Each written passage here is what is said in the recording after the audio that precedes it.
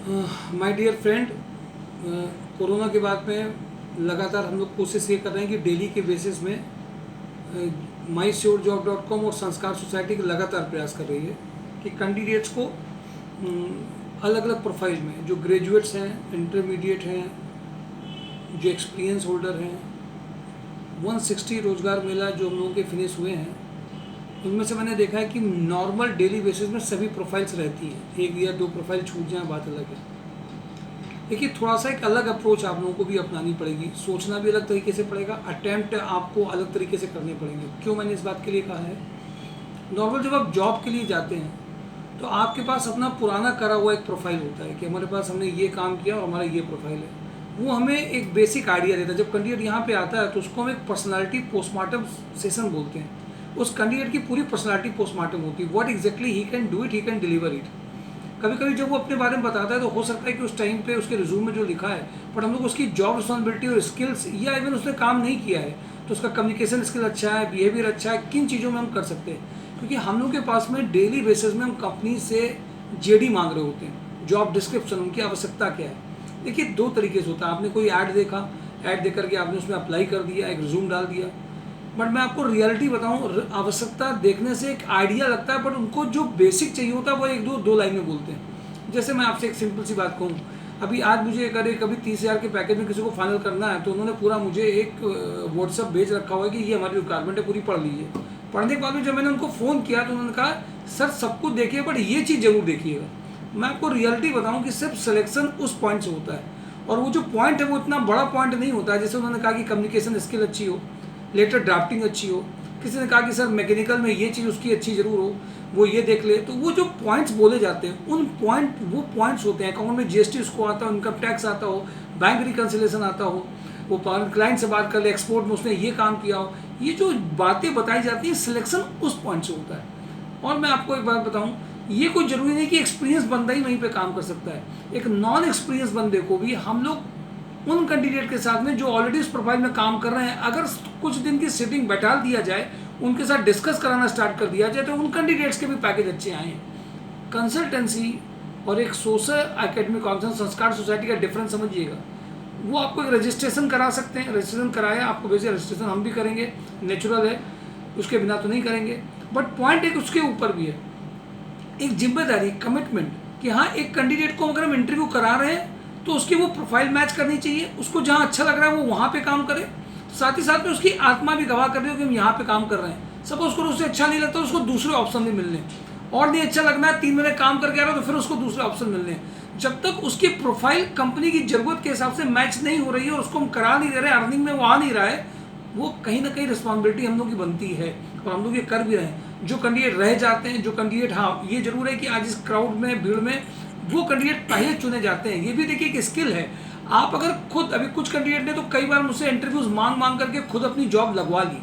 तो कैंडिडेट की कैपेसिटी पे भी डिपेंड करता है कि कैंडिडेट कितना ज़्यादा पोलाइट है, कितना सोफिस्टिकेटेड है, और खुद अपने लिए वो परेशान होकर के 4 जगह पे जा रहा है, खुद पूछ भी रहा है, इंटरव्यूज भी दे रहा है। ऐसा हो नहीं सकता कि कैंडिडेट अगर 10 इंटरव्यू दे रहा है उसकी एक ज्वाइनिंग नहीं है। अब वो कैंडिडेट घर में बैठ होकर के सबको क्रिटिसाइज करेगा, ये खराब है, वो खराब है, यहाँ कुछ मिल नहीं रहा है, हमें ये चाहिए। मैं उनकी बात तो नहीं कर रहा, बट जिनकी जरूरत है मैं उनको भी गलत नहीं कर रहा। वो कह रहा हूँ कि उनके पास भी कुछ क्वालिटी है, कुछ वो कर सकते हैं। बट आज की जरूरत में अगर आप अर्निंग में आना चाह रहे हैं तो मैं आपसे सिर्फ इतनी बात कहूँगा, आप सिर्फ एक लॉ ऑफ प्रोबेबिलिटी है, ये कहता है कि आप सिर्फ अगर आप जॉब के लिए इंटरव्यूज देते रहेंगे, अपनी प्रोफाइल में कुछ सीखते रहेंगे, रिजेक्शन भी होते रहेंगे, तो भी आपका अगला इंटरव्यू एक टाइम ऐसा आएगा कि ठीक हो गया और आपकी ज्वाइनिंग हो गई, आपकी अर्निंग चालू हो गई, तो कम से कम आपको अच्छा लगेगा। एक फ्रेशर कैंडिडेट के लिए भी है। अभी मैंने सारे अनाउंसमेंट किए कि बंधन बैंक ये सब इस सैटरडे को रोजगार मेला में आ रहा है, और सबके लिए ऑप्शन है, चाहे वो टेक्निकल फिटर हो, मैकेनिकल हो, चाहे वो नॉन ग्रेजुएट हो, ऑफिस प्रोफाइल एक्सपीरियंस है, सबका एक बहुत अच्छा कॉम्बिनेशन हम लोग पूरे वीक में रखते हैं। जो हम लोग वर्किंग करना चालू करते हैं फ्राइडे से नेक्स्ट फ्राइडे तक में, कि सभी तरीके की प्रोफाइल एक्सपीरियंस कैंडिडेट को, सबको कहीं ना कहीं से कोई ना कोई ऑप्शन मिलता रहे। जो ज़्यादा डेस्परेट है, जो ज़्यादा काम करना चाह रहा है, जो ज़्यादा अच्छा लग रहा है, उसके लिए हम लोग और मेहनत कर रहे हैं। बट ये कंटिन्यूसली गाइडेंस भी मिल रही है कि कंपनी की जरूरत है क्या और आपको करना क्या है। कुछ लोगों ने 2-3 इंटरव्यू देने के बाद हो सकता है वो ढीले पड़ जाएं, बट अगर वो एक्टिव है, वो अपनी ओर से पार्टिसिपेट कर रहे हैं, तो नेचुरल है कि वो उनका कहीं ना कहीं से पॉजिटिव होना जरूरी, वो पॉजिटिव होकर के रिजल्ट उनके जरूर आएंगे। तो मैं आपसे कुछ बातें कहूँगा कि कंसल्टेंसी और संस्कार सोसाइटी MySourceJob.com में डिफरेंस समझिए। एक पहली बात तो आपको कंपनी की जरूरत के हिसाब से आपको जो क्वालिटी है उसके साथ में उनको क्या चाहिए, इसका जो कॉम्बिनेशन गाइड करके जो आपको दिया जाता है, जो इंट्यूशंस होता है वो मेन काम करता है, उसी से कैंडिडेट की ज्वाइनिंग होती है, नंबर 1। नंबर 2, आप कितने भी इंटरव्यूज दें आपके लिए वैलिड है, बट पॉइंट इज कि आप हर इंटरव्यू के बाद में कितनी बार भी आप दे सकते हैं। जब तक आपकी ज्वाइनिंग नहीं होती हम लोग परेशान रहते हैं, बट आपको भी परेशान होना है। जॉब लेने वाले को, जॉब देने वाले को, जॉब के लिए प्लेटफॉर्म क्रिएट करने वाले सब अगर एक बार एक काम के लिए लगे तो उनके रिजल्ट आते ही आते हैं। ऐसा है नहीं रिजल्ट नहीं आते हैं, बट ये कि जैसे मैं कंपनीज की कंडीशंस नहीं बदल सकता, उनके इंफ्रास्ट्रक्चर को चेंज नहीं कर सकता, उनके घंटे नहीं बदल सकता, उनका डिसाइडेड पैकेज नहीं बदल सकता, कुछ अच्छे कैंडिडेट के लिए इंक्रीज जरूर हो सकता है। और इसी कानपुर में जिसको सब लोग आज से पहले क्रिटिसाइज कर रहे थे, अरे यार यहाँ पे है क्या, यहाँ तो 8-9 हज़ार की जॉब ही मिलती है, सब लोग यही कहते थे। मुझे बहुत खुशी होती है आज कानपुर में आज कोरोना के बाद में ही 16,000, 20,000, 25,000, 60,000 के जॉब लग रहे हैं, और ये लोगों की जो दुआएं हैं वो जुड़ भी रही हैं और लोग एक दूसरे से आगे बढ़ भी रहे हैं। हाँ, लेकिन उन कैंडिडेट का जॉब में लग रहा है जो खुद पार्टिसिपेट कर रहे हैं, खुद एक्टिव भी हैं, हर तरीके के इंटरव्यूज भी दे रहे हैं, खुद आगे बढ़ करके जा रहे हैं, परेशानियों में परेशान नहीं है। ये बहुत इंपॉर्टेंट है।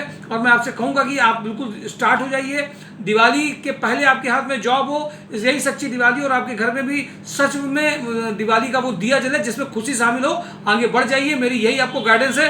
कंसल्टेंसी के कुछ अब करवे अनुभव, कुछ लोगों की बातें कि उन्होंने ये किया, उन्हें किया, इंटरव्यू नहीं मिला, सबको क्रिटिसाइज करने से अच्छा है अटेम्प्ट करिए, जाइए, आगे बढ़िए। 55 से लेकर पढ़ाई में पैसा लगा रहे हैं, उसकी रिटर्न नहीं आया तो आप प्रयास करते रहेंगे, निश्चित रूप से रिटर्न आएगा ही आएगा आपको।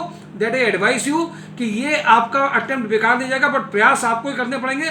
घर में कोई दरवाजा खटखटा करके आपको जॉब देने वाला नहीं है, आपको खुद जाना पड़ेगा, खुद स्किल्स बढ़ानी पड़ेंगी और खुद कंपनी की जरूरत को समझना पड़ेगा। निश्चित रूप से रिजल्ट आने वाला है। ये छोटी सी बात है, ये हवा में बात नहीं, ये प्रैक्टिकल बात है जो हो रही है। इसलिए आगे एक बार जरूर बढ़िए, अपने को ढीला करके मत समझिए सब कुछ ऐसे ही है, सब कुछ ऐसे ही होता कुछ नहीं है। ये सारी बातें निगेटिव सोच करके भी आप आगे नहीं बढ़ सकते हैं। आप अगर सोचेंगे कि तो आगे निश्चित रूप से बढ़ेंगे। मैं आपको बहुत छोटा सा एग्जांपल दूं। हैदराबाद से कल अभी एक कैंडिडेट प्लम्बर आया था, उसने बोला कि सर मेरा एक्सपीरियंस है, मुझे हैदराबाद में 14,000 मिल रहा था। जैसे वो आया, बाय द वे एक दिन पहले की बात है कि मुझे कड़क फैमिली के रिसोर्ट जो बन रहा था उससे भी तुरंत आया, वो गया, उसकी तुरंत ज्वाइनिंग हो गई। हाँ, उसको 3 घंटे बैठना जरूर पड़ा, बट उसकी ज्वाइनिंग आ गई। समझिए कितनी बड़ी खुशी होगी दिवाली के टाइम में अगर एक की ज्वाइनिंग आ जाएगी। बट प्रयास करने पड़ेंगे, विश्वास करना पड़ेगा, सब जगह कुछ अच्छा हो रहा है आपको देखना पड़ेगा। हाँ, डाउट में कुछ होने वाला नहीं है, ये मेरी एडवाइस है आपको। Thank you for today job alerts. लोगों को बताइए, सब तरह के बताइए। बहुत ऐसे कैंडिडेट हैं जो हेल्पर हैं, जो वेटर हैं, ये फेसबुक व्हाट्सएप यूज़ नहीं करते हैं, उनको भी जानकारी दीजिए। मेरे पास रनिया में सारे अच्छे पैकेजेस, एजुकेटेड लोगों के पैकेजेस तो हमारे भरे पड़े हैं, पर अभी कुछ उन लोगों की ज़रूरतें भी आ रही कंपनियों में, जहाँ पे जो मजदूर हैं, जो परेशान हैं, जो वेटर बन सकते हैं, उनके लिए भी रिक्वायरमेंट है, ड्राइविंग लाइसेंस वालों की रिक्वायरमेंट है, और सारी रिक्वायरमेंट भी उनको कम से कम जो फेसबुक यूज़ नहीं करते हैं, जिनके पास कोई सुविधा नहीं है, फ़ोन भी नहीं है, उनको भी बताइए। और उनके लिए कम से कम 25 रिक्वायरमेंट से लेकर के 30 रिक्वायरमेंट आज की हैं, जिसमें उनको 10,000 मिलना चालू हो जाएगा और वो कम से कम दिवाली सच्ची मना पाएंगे। कम से कम ये भी सेवा करिए। खाने पिलाने की सेवा सबने कोरोना में करी है, बट ये सेवा जरूर करिए।